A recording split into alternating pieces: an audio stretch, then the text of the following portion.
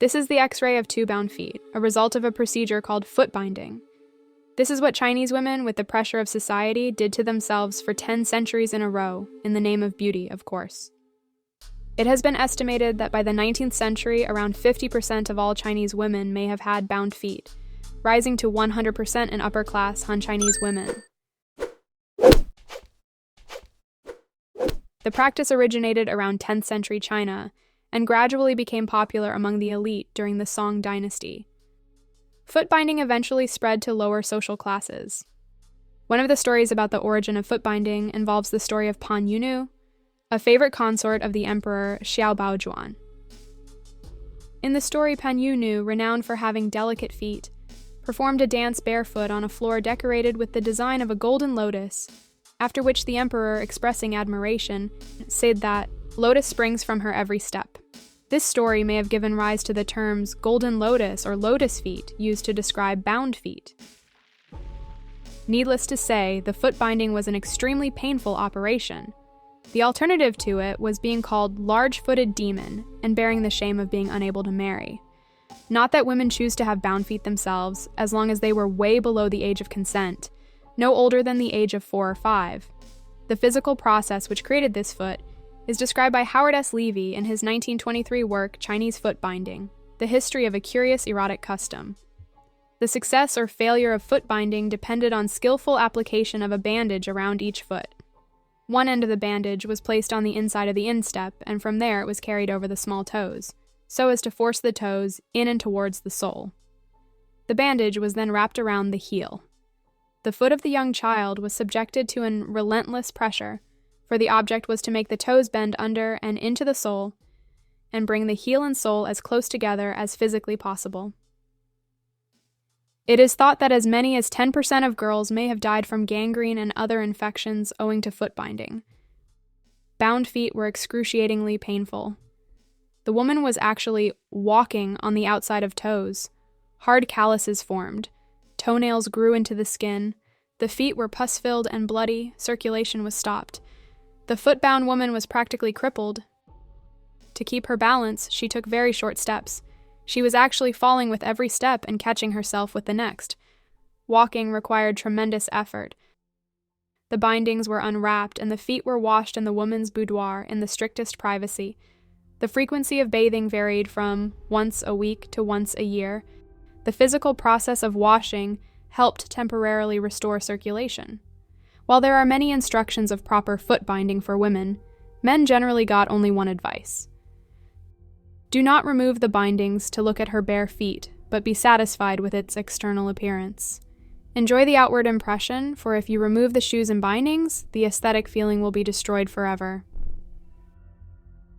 In arranging a marriage, a male's parents inquired first about the prospective bride's feet, then about her face. During the process of foot binding, mothers consoled their daughters by conjuring up the luscious marriage possibilities dependent on the beauty of the bound foot. The natural-footed woman generated horror and repulsion in China. She was anathema, and all the forces of insult and contempt were used to obliterate her.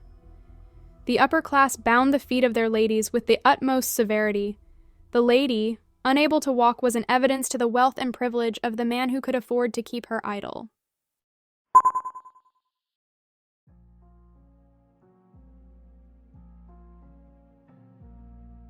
The transition from palace dancer to population at large is part of a class dynamic. The emperor sets the style, the nobility copies it, and the lower classes climbing ever upward do their best to copy it. Not much has changed in terms of vertical distribution of trends since then. Now commercial brands create products that are mistaken for expressions of individuality. Celebrities promote them and encourage consumption. We watch what they do and want to own what they own. The novels of Tolstoy and Cervantes get a sales boost when Oprah's Imprimatur is on the cover, but also that Hamlet makes real money as a Benedict Cumberbatch play. It takes dozens of celebrities at the Met Gala to draw the world's gaze for a single evening to the place that holds one of the world's great art collections.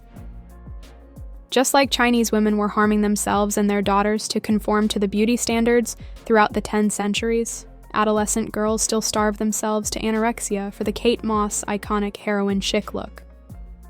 A couple of years ago, working-class women were paying tens of thousands of dollars for BBL surgery because the Kardashians had it. The mere existence and need of correspondence to constantly changing trends of how female bodies should look is tragic. The emperor had the proper authority and power to set trends. It's no surprise the whole nation thrived towards his approval. But why do we copy celebrities? Why do we give them power to influence our choices, our purchases, or even our own body image? To grasp the absurdity of the situation, let's consider the Kim Kardashian example. She's clearly no medical authority, yet the society is happy to follow her advice on nutrition. Kim is promoting products from Flat Tummy Co., a company that creates products with limited science behind. Teas, shakes, lollipops, and gums said to speed up metabolism and reduce bloating and cravings.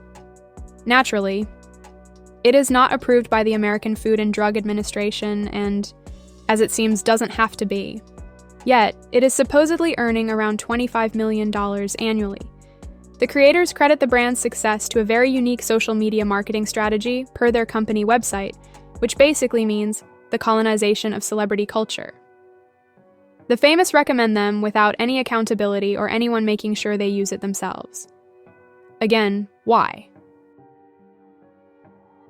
In the year 120 CE, the Roman poet Juvenal used the phrase panem et circenses, or bread and circuses, to describe the public's fascination with the trivial.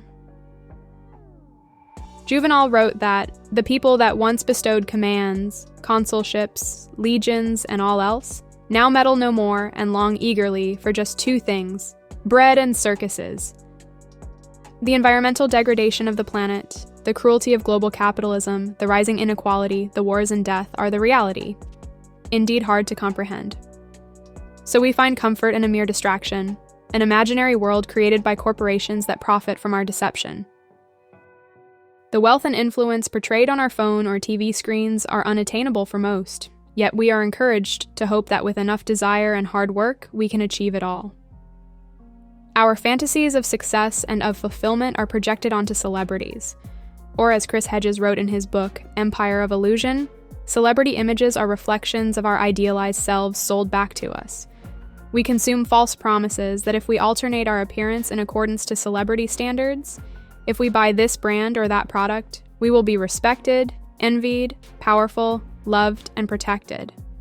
But when we are unable to achieve these unrealistic lifestyles, it leaves us grappling with a sense of failure and a constant comparison to those who have succeeded.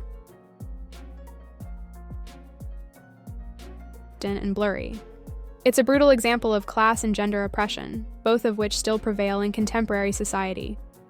It continues as a profitable tactic for mainly Western corporations and patriarchal, ruling elites.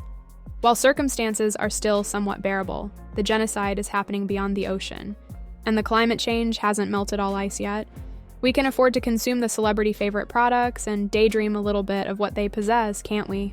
We shouldn't get carried away with it. At the end of the day, the celebrities are doing their assigned jobs, just like the rest of us. They are a part of the capitalist system with their main purpose to entertain. It's fine to admire them for their talent or art or the ability to keep us in front of the screens, just like we would admire an exceptional dentist or a carpenter for their work. We must not forget that the way the elite looks, speaks, and acts is a facade, a mere illusion. In the Republic, Plato imagines human beings in an underground cave, knowing nothing but darkness. They look at the cave wall, upon which shadows of the world above are thrown. They believe these shadows are reality. Even back in the 4th century BC, Plato feared the power of entertainment, the power of the senses to overthrow the mind, the power of emotion to destroy logic. We are chained to the flickering shadows of celebrity culture, the endless personal dramas, many of them completely fictional, that have become the bestsellers of news, celebrity gossip. Good news is they are pretty harmless if we leave them where they belong, in our spare time, leisure, for the purpose of fun only. Modern women, the traditional victims of beauty standards, have body autonomy at least on the jurisdictional level. Unlike the Chinese girls who were crippled for life to make their feet look small, or European women that struggled to breathe wearing tight corsets to achieve the hourglass figure, we now can and should resist the trends set by the elite. Let's leave them alone, butchering their own bodies, removing ribs and consuming unprescribed medications, or exposing their skin to ultraviolet with tanning beds. Maybe our indifference will influence them instead?